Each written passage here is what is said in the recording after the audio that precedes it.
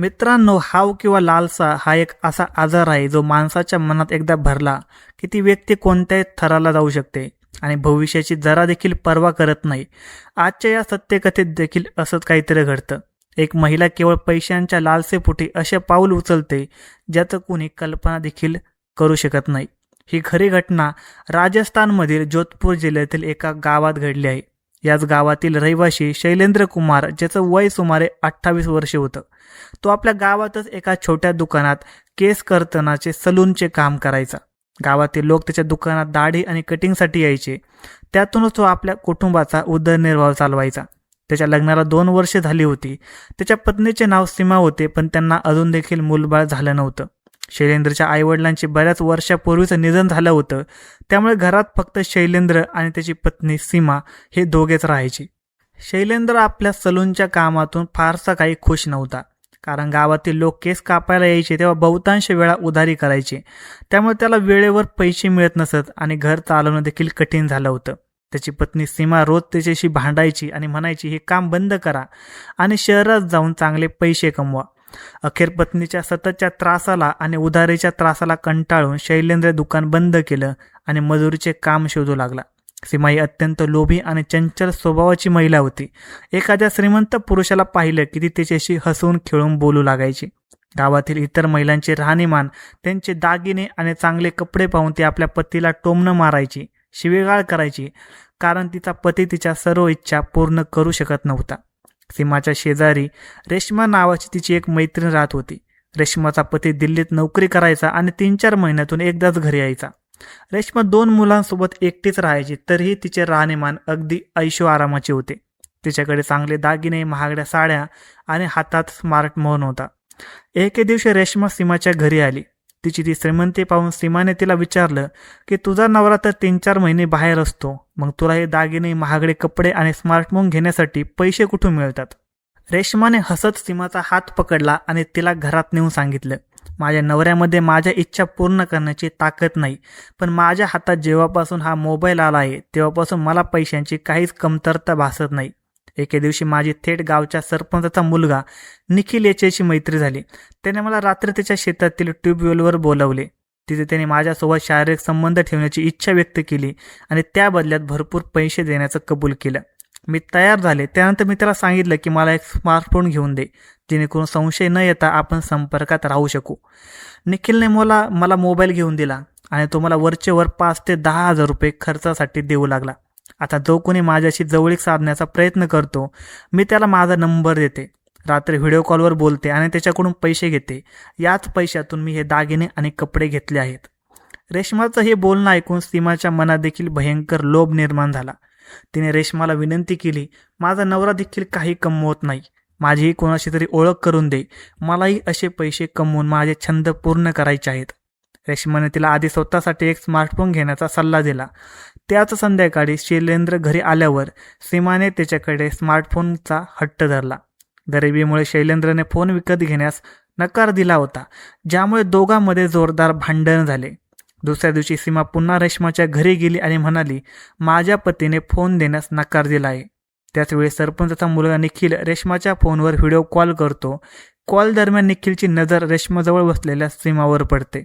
सीमाचे रूप पाहून निखिल मोहित होतो आणि रेश्माला सांगतो की या महिलेशी माझी भेट घालून दे, मी हवे तेवढे पैसे देईन.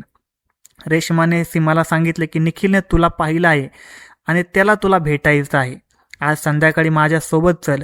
सीमाने नवऱ्याला संशय येऊ नये म्हणून रेश्माच्या घरी थांबत असल्याचं खोटं सांगितलं आणि ती सजून धजून रेश्मासोबत निखिलने बोलवलेल्या जागी गेली. निखिलने सीमाला पाहता तिला जवळ केले आणि म्हणाला, तू माझी इच्छा पूर्ण कर, तुला जे हवं ते मी देईन.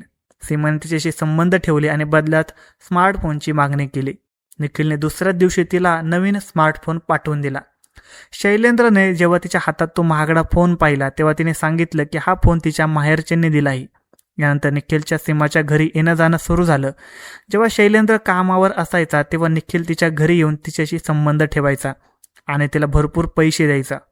एके दिवशी निखिलचे 4 मित्र शहरातून गावात आले होते. शेतातील ट्यूबवेलवर ते सर्वजण दारू पीत बसले होते. दारूच्या नशेत असताना मित्राने निखिलकडे एखाद्या महिलेची सोय करण्याची मागणी केली. निखिलने त्यांना सीमा आणि रेश्माचे फोटो दाखवले. मित्रांनी सीमाला पसंत केलं. निखिलने लगेच सीमाला फोन करून शेतावर बोलावलं. सीमाने सुरुवातीला नकार दिला. माझा नवरा दुपारी जेवायला घरी येईल, मी येऊ शकत नाही. पण जेव्हा निखिलने सांगितलं की आम्ही 5 जण आहोत आणि तुला 50,000 रुपये मिळतील, तेव्हा पैशाच्या लोभापायी सीमाचा मोह आवारला नाही आणि ती दुपारीच शेतावर पोहोचली. खोलीत 5 दारूच्या नशेत धुंद असलेल्या मुलांना पाहून सीमा घाबरली आणि म्हणाली, मी एका वेळी 5 जणांसोबत संबंध ठेवू शकत नाही. तेव्हा त्या मुलाने तिला हवे तेवढे पैसे देण्याचं कबूल केलं. सीमाने लोभापोटी थेट 1,00,000 रुपयांची मागणी केली. नशेत असलेल्या त्या मुलांनी 1,00,000 रुपये देण्याचं मान्य केलं. त्यानंतर त्या 5ही मुलांनी खोलीचे दार बंद केले आणि अत्यंत अमानुषपणे एकामागून एक तिच्यावर तुटून पडले. सुमारे 2 ते 3 तास त्या बंद खोलीत सीमा वेदनेने ओरडत राहिली, गयावया करत राहिली, मला पैसे नकोत, मला घरी जाऊ द्या. परंतु हौसेने आंधळे झालेले ते तरुण थांबायला तयार नव्हते. सततच्या अनन्वित शारीरिक अत्याचारामुळे सीमा पूर्णपणे निश्चित पडली. तिला स्वतःच्या पायावर उभं राहणं देखील शक्य नव्हतं. अखेर निखिलने तिच्या अंगावर पाणी शिपडलं आणि तिच्यासमोर पैशाचे बंडल फेकून तिला तिथून निघून जाण्यास सांगितलं. दुसरीकडे दुपारी घरी आल्यावर सीमा घरात न दिसल्याने शैलेंद्र हा चिंतेत पडला. तो गावात तिचा शोध घेऊ लागला. गावातील काही लोकांनी त्याला सांगितले की सीमा दुपारी निखिलच्या शेताच्या दिशेने जाताना दिसली होती. शैलेंद्र संशयाने त्या शेतावरील खोलीपाशी पोहोचला. खोलीचे दार उघडे होते. आत जाता समोरचे दृश्य पाहून त्याच्या पायाखालची जमीन सरकली. 5 मुले अर्धवट कपड्यामध्ये दारू पीत बसली होती आणि त्याची पत्नी सीमा देखील अस्ताव्यस्त कपड्यात तिथेच रडत बसली होती. संतापाने लाल झालेला शैलेंद्रने विचारलं, तू इथे काय करत आहेस आणि हे सर्व काय चाललं आहे? शैलेंद्रने पोलिसांना बोलण्याची धमकी दिली. तेव्हा निखिल म्हणाला, आम्ही तिच्यावर कोणतीही जबरदस्ती केली नाही. ती स्वतःच्या मर्जीने पैसे घेऊन आमच्याकडे आली आहे. हवं तर तू तिलाच विचार. शैलेंद्रने सीमाला जाब विचारता जोरात धक्का दिला. तेव्हा तिच्या पदरातून 1,00,000 रुपयांच्या नोटांची बंडले खाली पडली.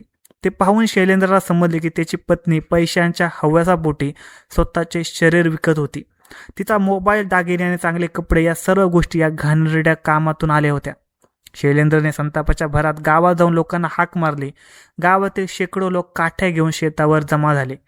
ग्रामस्थांनी त्या 5ही मुलांना आणि सीमाला पकडून थेट ग्रामपंचायतीसमोर हजर केलं. तिथे सीमाच्या आईवडिलांना देखील बोलवण्यात आलं.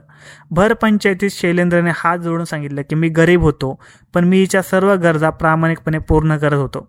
हिच्या सांगण्यावरून मी नाईचे काम सोडले, पण ही पैशाच्या लालसेपोटी गावातील मुलांशी संबंध ठेवत राहिली. आता मी हिच्यासोबत राहू शकत नाही. मी हिला आजच घटस्फोट देतो, असे म्हणून त्याने तिचा त्याग केला आणि तिच्या कंपाळाचे कुंकू पुसून टाकलं. पंचायतीने सीमाला विचारले असता तिने आपली चूक कबूल केली. माझा नवरा माझ्या गरजा भागवू शकत नव्हता आणि इतरांचे दागिने कपडे पाहून मला लोभ झाला, म्हणून मी हे पाऊल उचललं. पंचायतीने निखिलला सीमाचा सांभाळ करण्यास सांगितलं, परंतु निखिल आणि त्याच्या पालकांनी साफ नकार दिला. ते म्हणाले, ही महिला पैशासाठी कोणाशीही संबंध ठेवू शकते. आम्ही अशा चारित्र्यहीन महिलेला घरात घेणार नाही. निखिलने देखील स्पष्ट केलं की तो फक्त पैशांच्या बदल्यात तिच्याशी संबंध ठेवत होता. लग्नाचा कोणताही विचार नव्हता. अखेर सीमा पूर्णपणे एकटी पडली. ना पतीने स्वीकारलं, ना प्रियकराने, ना समाजाने. तिला मान खाली घालून आपल्या माहेरी परतावं लागलं. धन्यवाद मित्रांनो. आजची कथा कशी वाटली हे आम्हाला कमेंट सेक्शनमध्ये नक्की कळवा आणि चॅनलवर नवीन असाल तर चॅनलला नक्की सबस्क्राईब करून जा.